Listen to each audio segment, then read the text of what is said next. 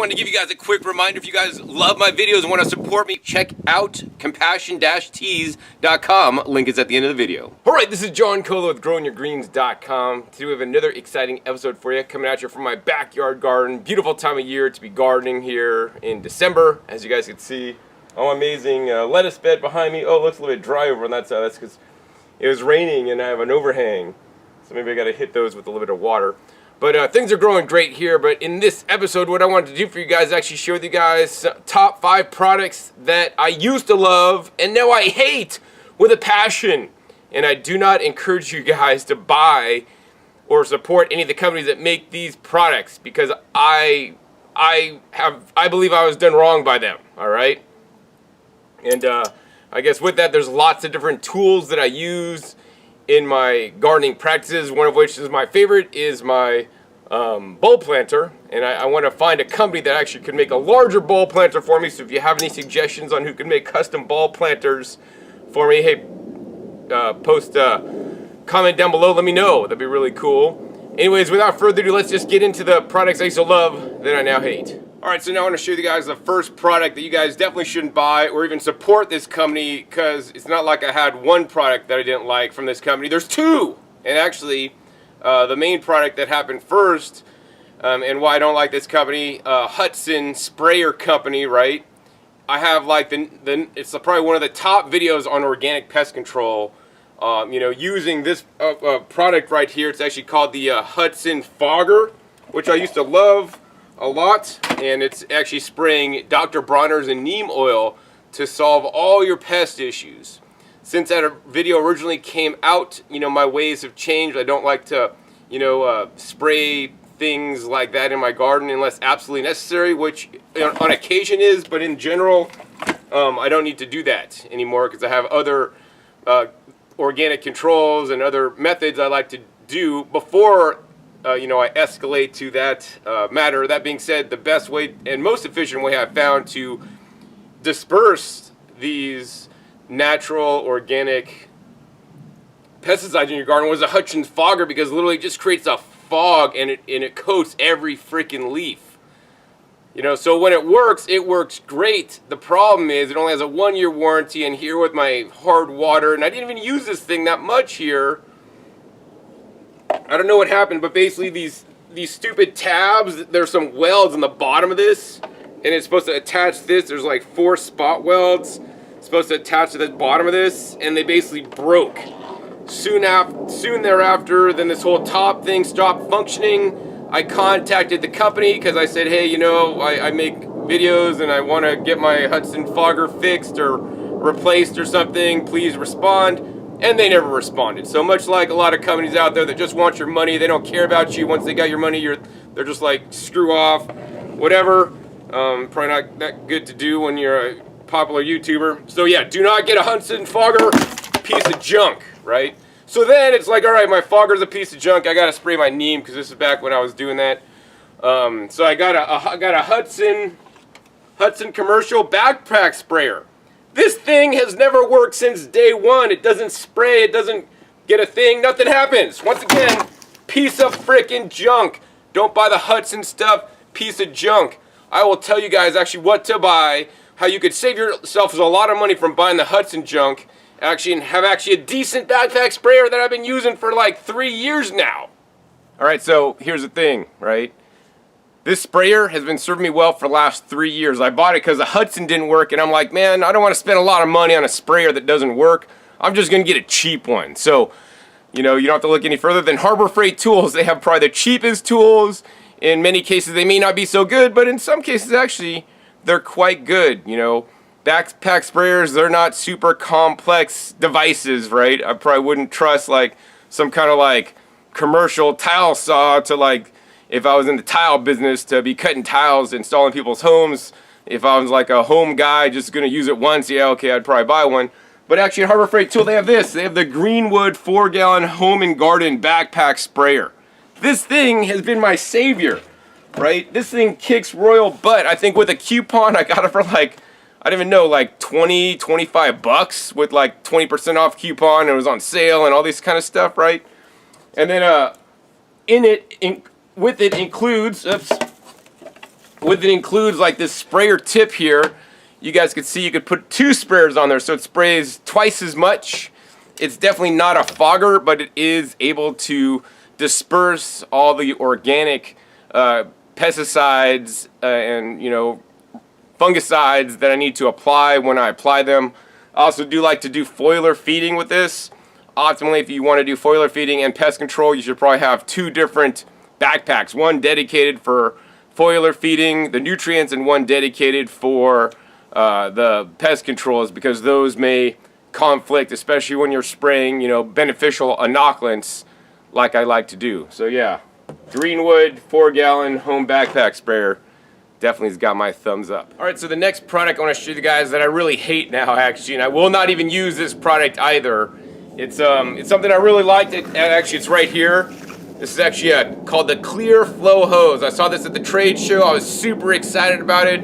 On paper, when it was explained to me, it's like awesome. And then in real world experience, it wasn't quite as awesome. Now, the reason why I like the Clear Flow Hose, number one, is because it's food safe. Many of you guys still may be using PVC vinyl hoses, you know, that if you try to drink the water out of it, it tastes funny, but that's also going into your soil and potentially, you know, into the edible plants you guys are eating. So I recommend getting a food safe hose. So this is polyurethane. You know, polyurethane is what they put in some kind of implants, maybe not the quality of this one.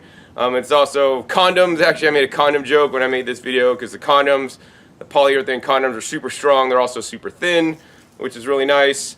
And that's one reason why I like this food safe polyurethane. Second reason I like this, and this makes a lot of sense, especially living in the desert where it gets in excess of 100 degrees on a daily basis in the summertime, it's clear. Now, this is not as clear as it used to be, and here's an example. This is a brand new one up here on top, and this is one that's been sitting out in the sun.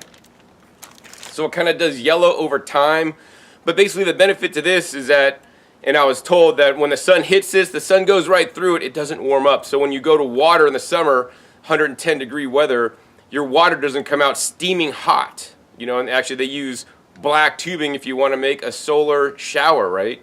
And that was true. Like, the water wasn't hot amazingly in this clear hose. So I really like that a lot. Like, yeah, my water's not hot. I don't have to sit there and fill up half of a 5-gallon bucket to flush out all the hot water, because I can't water my plants with hot water.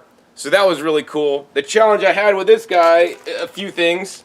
Number one, when this was sitting out in the sun under pressure, right, it would blow. It started creating leaks. So I think I went on vacation one day and came back, and this thing is spreading a leak, and it's just leaking everywhere. I mean, it says on the label, don't leave under pressure, but like, who doesn't leave their hoses under pressure? Who do you ever like have to turn off your hose bib? I mean, every hose I've ever had, it's under pressure. You know, I used to use a Craftsman rubber hose, which are probably pretty toxic for food use, but they're durable hoses. These were not so durable. They busted leaks. Furthermore, I had to basically just, when I had a leak, I basically cut out the section and repaired it, or I just made the hose shorter, so I'd actually even have to steal the fittings off this. And these are the fittings on there. They just use some cheap, like, plastic fittings on there. And I didn't really have any problem with the fittings, but, you know, I had to, basically, I had to, oh, and then they said it didn't kink. Oh, man, it kinked so much. It was totally insane how much that thing kinked, right? Insane. I do not recommend the Clear Flow hose any longer at all. Luckily, at a recent trade show, I ran into another company, and this is the hose right here. It's called the Water Right, and this is what the hose looked like. It's not clear, so I did talk to them about making some kind of clear hose, and they said yes, they can do it, and when they have some downtime, they will experiment with it instead of putting a colorant in there, because here in the desert especially, the clear hoses, number one, I just think they look cool, but number two, they do help to reduce the water temperature to save water when you're watering. But this one is also polyurethane, because that was the first polyurethane hose I was aware about. And this is an unreinforced polyurethane. They basically just took a hose, put some ends on it, and called it a garden hose, right? And meanwhile, the Water Right, I mean, this was literally, I think the polyurethane hose style for gardening was invented by the guy that made this. And these have actually nice, heavy-duty stainless steel fittings that aren't going anywhere. They also have a nice grip here. And, you know, this one, rarely, I'll say it rarely kinks. The other one kinked like 9 out of 10 times. This one, if I'm like on a long run and it's like bunched up a little bit, might kink a little bit, but it rarely happens. And this is once again polyurethane, so it's food safe. And actually this polyurethane is even higher quality than the other polyurethane. This actually I think does go into people with transplants, like this same polyurethane material. So yeah, totally safe, totally heavy duty. You know, the con about these hoses are that they are a little bit expensive, but you guys get what you pay for. I'll put a link down to their website down below, and if you guys want to get one of these polyurethane high quality hoses, check their like outlet part of their website. They actually have factory seconds, which basically are just funny colors, but they look fine to me, and they're like half the price. But I definitely would recommend you know, these hoses for a food safe, durable hose. I've been testing these now for, I think it's been at least 6 months, and I haven't had any issues. They went through the hot summer, now they're going through the winter. You know, I don't necessarily freeze here. They do have full pressure in them right now. I could turn this on and spray. So yeah, I'm definitely running it through its paces, and so far, so good. All right, so now we're up to number 4 product I used to love that I now hate. Number 1 was the Hudson Fogger. Number 2 was a Hudson Sprayer. Number 3 was actually the Clear Flow hose. Number 4 is this guy. This is my second most watched video. I think this is the Garden Tower Garden. I forget which combination of words they go in. But anyway, I made an amazing video on this when I got it, and on paper this thing is totally amazing. It's like, wow, this has built-in worm composting. It has all these slots to like plant a ton of plants in a small space. And you know, it just sounds amazing. Like the worms come out and they fertilize for you, and you just gotta water it and all this kind of stuff. And when I got it and set it up, I thought it was amazing, right? So I made a video about it.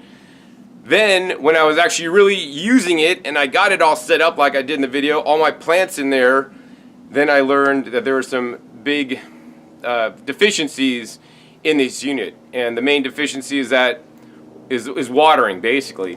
So basically what I found out is if you watered from the top, literally you have to water like 5 minutes until the water from the top would capillate down through all the potting soil that you put in and then go out the bottom.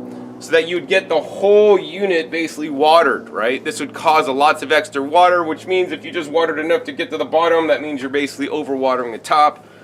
And I really didn't like that. And I reached out to the owners of the company and said, hey, you guys have an issue with the watering. You know, especially here in the desert and the dry, arid climate I live in, this thing would dry out so quickly, and to just water the one down here, I gotta basically drench the whole thing, because if you try to water in here, it kind of like flows over the side, it doesn't really go in. And so I recommended that they have some kind of irrigation system built in. I mean, they could just put like dripper tubes like on the inside, just coiling around the inside, so that each little spot got a little dripper so that it actually got wet. I don't think that'd be hard to do. I could have done that when I set it up, but it wasn't in the instructions. And to this day, you know, they came out with a second version which they had custom molded, and which they still don't have an irrigation system. Maybe if people live in other places where it's not so dry and arid, where water literally evaporates out of you as you're sitting here, it might be all right. But for that reason, I can't recommend the Garden Tower project products at this point. Even when I see them, and I'm not the only person that I know have told them they need some kind of irrigation solution or some way to better disperse the water so that all the excess doesn't run out the bottom, especially if you're growing on a patio. You know, you shouldn't need to have a tub on the bottom to catch all the excess. And you know, so I don't really know a solution for that, but because of that, I cannot recommend it. Now I hate the Tower Garden project. I have the second version sitting in a box that I just haven't opened up, because I know what's going to happen if I use it, right? It's going to dry out and my plants are going to make it, just like what happened in this one. So for vertical gardening, because I do believe highly still in vertical gardening and maximizing as much space as you can to grow the most food, I just recommend trellises. I have a smart pot here, and I could like cut holes in the smart pot and plant things in coming out, but then some of the dirt might come out. But basically I just recommend old school fashion style growing in containers. I hope to get another vertical wall system on one of my walls of my fence one of these days, and hopefully that'll happen. But until then, just, you know, get a pot and put things up a trellis and train them to grow vertically so you guys could have more food. All right, so now I'm down to the 5th and final product that I used to love and now I hate, actually. And I visited this company in Southern California and even visited their manufacturing facility where the filters are made, and it's a garden filter. Now, I believe filtration of the water that goes into your garden is quite important, and you should be filtering if you are using city water to get out minimally the chlorine, potentially chloramines, as well as other contaminants before they go into your garden beds, which they may, the chlorine may disturb some of the beneficial bacteria and fungi within, right? And so I installed this here, and this is the one that actually has a replaceable filter element in there, which I thought was good at the time. Now the problem I'm having with this is, let me go ahead and get my hose here and show you guys what's going on here.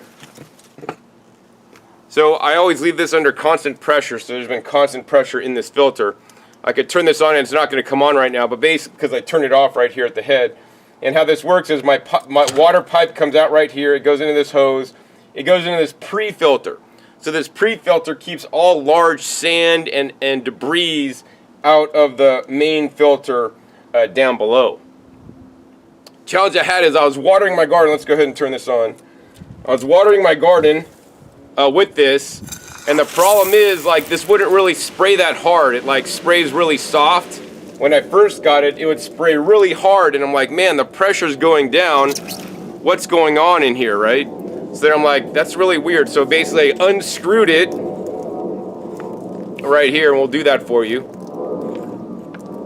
I unscrewed it, and look at that. There's a little catch inside there. You guys see that's like a little filter catch before it actually goes in to the hose. It's like one of those little net things, right? And if we tap this out, look at that. There's like junk in there. And there's a little filter catch. You guys see the little net in there? All this stuff came out of the freaking filter. The filter, because nothing could get past this. This junk's not gonna get past this. Oh, and I see the KDF media in there too. That stuff went through the hose, somehow leaked out of this filter, and then blocked up this. Now, it wouldn't really matter to me if it only blocked up this. The problem I had is that I trusted this filter, and if we look down a bit further here, from the filter, it wires off. It goes into my hose that you guys just saw, and then it goes into my drip system. So I sure as heck hope that this drip system right here has another one of those net filters, because if it doesn't, I'm in a heap of trouble. That means I got all those debris now through my entire drip system, and this is definitely not cool. The first thing I want to see, we're going to go ahead and take a wrench here, and we're going to go ahead and remove this to see what's going on in this filter and how it really became defective and why it's leaking junk, literally. And I mean, I haven't done anything to this filter. It's just been basically sitting here.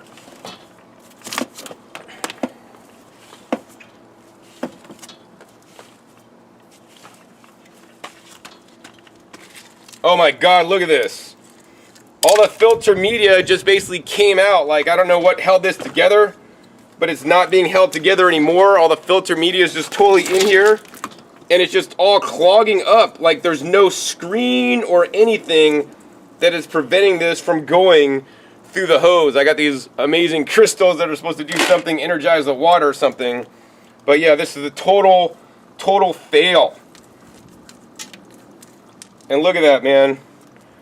Like, it's just all coming out the bottom. This is what it looks like. So, I mean, this was sitting like this. It's supposed to have a removable filter element inside here or something. But just totally messed up. So, all right, cross your fingers, because I haven't taken this apart yet. And I hope and pray that actually there is some kind of net filter in here. I shouldn't have had to do this, because if there isn't a net filter, I'm really screwed, because the particulate went through the valve, probably messed up the valve, and then it went into my drip system because it had to go somewhere. Oh my God, this really sucks. Inside here, you guys can see the particulate. If you guys look closely, that means the particulate is also, oh look, there's a net filter in here. Thank God the Melnor company that makes this included a net filter in here, so that at least any large particulate didn't get into the unit itself. That being said, I'm sure there is smaller particulate that was smaller than this that got in there. And hopefully this did not clog up my drip irrigation system. I think the first step, and I was noticing some erratic behavior with my valve here. I think like it wouldn't shut off, and that's probably because there's grit stuck in the valve, which is not allowing it to close properly. So I'm gonna have to deal with that. You know, so save yourself from what I've gone through, right? If you get a filter, you should be able to trust it to not put junk into your water supply so it doesn't clog up your hoses, doesn't diminish your drip system. And I can say this, you know, I'm replacing that piece of junk rain shower filter with a Boogie Blue Plus filter. I've used Boogie Blue, and actually I have one on the other side of my garden. These guys are tried or true. I've never had one of these guys leak on me personally, right? Because they are built high quality.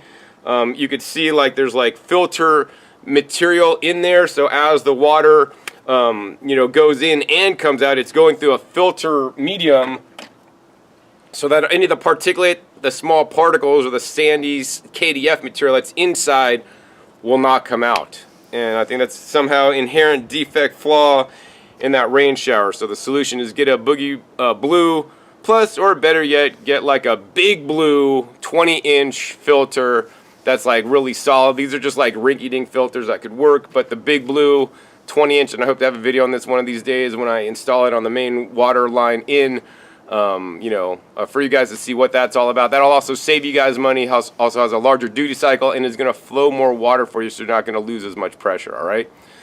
So that's pretty much it for this episode, man. I hope you guys enjoyed this episode, learning about my, you know, 5 gardening products that I used to love that I now hate because I had bad experiences with them. Hopefully this saves you guys some time, effort, and money, and I want to encourage you guys to steer clear of these products until they make them better. And especially some of the companies, you know, that I reached out to, they didn't get back to me to solve my issues, and then in which case they probably would have ended up in this episode. You know, I hate making bad videos about companies when things don't go right for me, and once again, this is just my experiences, may not necessarily be your experience. You know, I did have a recent video, if you guys didn't see that, on the Harvest Right freeze dryer. Check the link down below for that video, and basically, you know, they weren't calling me back, but once I put the video up, guess what? They called me real quick, and they are taking care of me. I think we kind of figured out what's happening there. So, you know, stay tuned for an upcoming episode on my Harvest Right freeze dryer experience, right? If you guys like this format, want me to do more videos of products that I've used over time, experimented with over the years, found out that they worked or they didn't work, please be sure to give me a thumbs up. Also be sure to share this video with somebody else so that you guys could save somebody else hassle and turmoil from getting stuff in their drip system. Not cool at all. Also be sure to click that subscribe button right down below, and make sure you click the little bell so you get notified of my new and upcoming episodes that I have coming out every 3 to 4 days. You never know where I'll ship or what you'll be learning on my YouTube channel. And finally, be sure to check my past episodes. My past episodes are a wealth of knowledge. Over 1,400 episodes at this time. Teach you guys how to grow the best and highest quality food ever in your front yard, backyard, and beyond. So with that, my name is John Kohler with GrowingYourGreens.com. We'll see you next time. And until then, remember, keep on growing.